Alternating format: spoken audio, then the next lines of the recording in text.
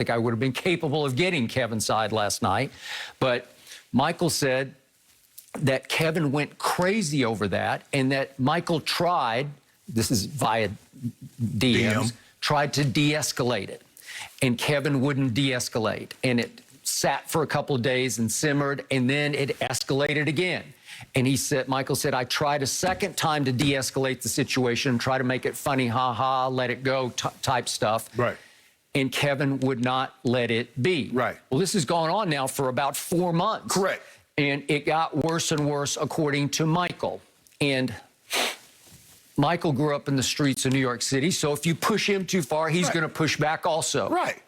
So I assume he started to push back here and there at personal shots that Kevin was taking, until finally he said yesterday morning Kevin started it up again. Remember, this is 4 months old now. Correct.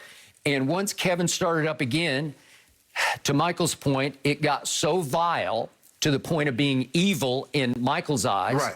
It got so personal because the wife was introduced into the conversation, Michael's wife. And ultimately, it got so threatening to Michael that he finally said, okay, watch this. And he went public with the whole thread of a lot of what Kevin has said over the last 4 months to him. Again, I don't love it, but I get it. If you're so threatened, because it was all about, I'm going to kick your you-know-what, I'm going to spit in your face. Whenever I see you, I'm going to, and it got to the point of, I'm going to come and find you and spit in your face.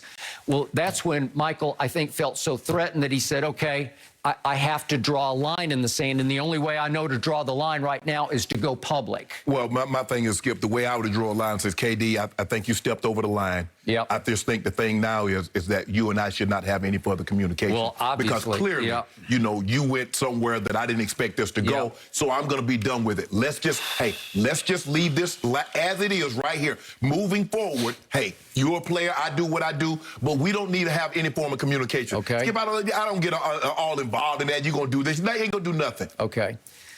Michael viewed it as craziness on Kevin's part. Well, what do we know about Kevin Durant? What have I called him from the start? The thinnest skinned superstar I have ever closely observed. Right. And here is more proof positive that once he goes, it doesn't matter who you are. It can be a teenager on Twitter. Right. He will engage with you, and he will take it out on you. And it goes all the way back to, I used to defend him back on the old show on ESPN because he was my favorite player, and Russell Westbrook was taking more shots on a nightly basis than Kevin Durant. We're going back to 2011, 2012 in Oklahoma City.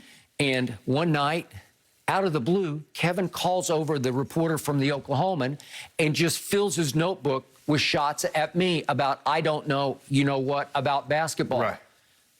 Kevin, I'm defending you against little Russell, who finally ran you out of town. You finally decided I can't win with him because he's my primary decision maker. He gets to decide every time, my turn or your turn.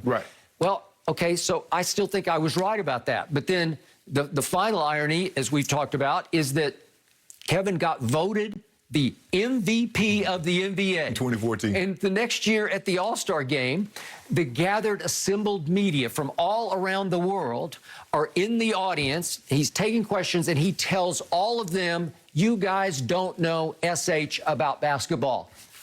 They just voted you the MVP, so they must have been wrong about you, right? Because remember, Skip, and then, well, maybe it was, I don't know, maybe 3 years ago, 2 years ago, he said, all you guys are LeBron fanboys. He talked about the media. The very media that voted him MVP are LeBron. So what? So when they voted you MVP, what were they then? Okay, I got it.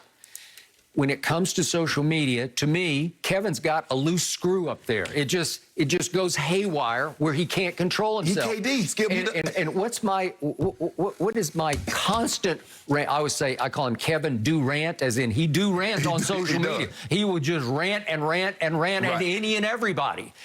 And I say, this is Kevin freaking Durant. Yes. This is, to me, the best player on the planet. You think it's LeBron? I think it's KD. Isn't this beneath him? He is so gifted, so great. He's got a regular season MVP. He's got back-to-back finals MVPs. He is so above all of the above, right? He should be. He should be. What are you doing? Well, he did back off last night and apologize, sort of, to Michael Rapaport. But now we're to this whole notion of what he said was private, to your point. It was direct message just to Michael, and it was made public. Well, once upon a time, there was an owner of the Clippers named Donald Sterling, and he made some private comments that were taped and made public that were racist. And he lost his team over those comments. Correct. Is it similar situation? It's a similar dynamic in that Michael decided to out Kevin, so to speak, right? Okay, the NBA is going to have to take some action here because you cannot speak, quote unquote, publicly like this, and the comments became public.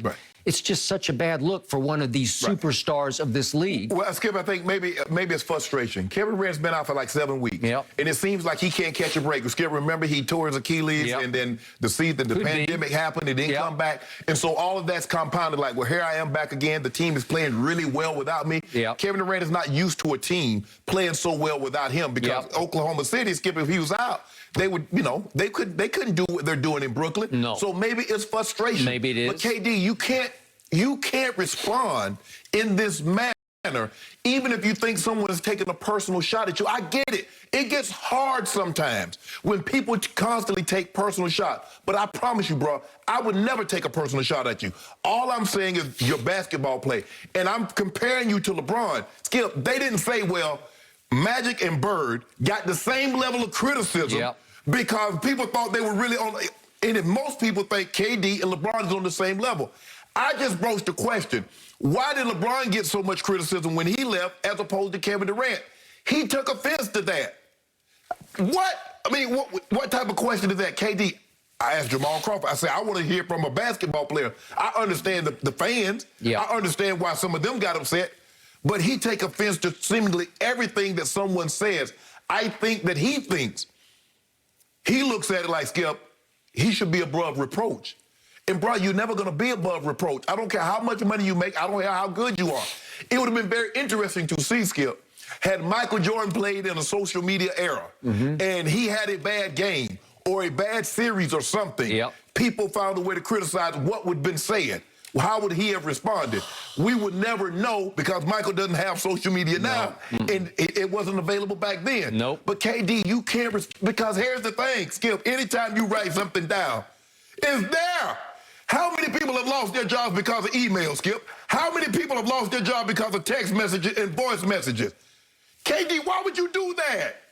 Now, if you want to say that to that man's face, it's going to be he said, he said. But you put it down, it's documented. It's documented. And I don't know, Skip, I don't know anybody. And I got some good friends. But the way they were talking to each other, I ain't got no friend talking to me like that. You got that right. Me and Bucket been friends for 33 years. Me and Keith Burns been friends for damn near 30 years. We don't talk to each other like that. We besties. You can't talk to somebody like the way KD and Mike was talking. That ain't no friendship. Where they do that at? I don't know. We're talking about the same Kevin Durant who hid behind a burner account to take shots or to defend himself, right? Now, to me, I'm sorry, I can't defend that because that's a character flaw. You're Kevin Durant. You want to say something, but you don't have the chutzpah enough to stand. Hey, send it from your account. Don't hide. Don't throw a rock and hide. That wasn't me. It is you. And then he had Skip. The flaw was not only did he have it, he told you he had it. That might have been a slip up because I don't think he meant for that to come out. Yeah, I got burner accounts. You be flaming people from a burner account?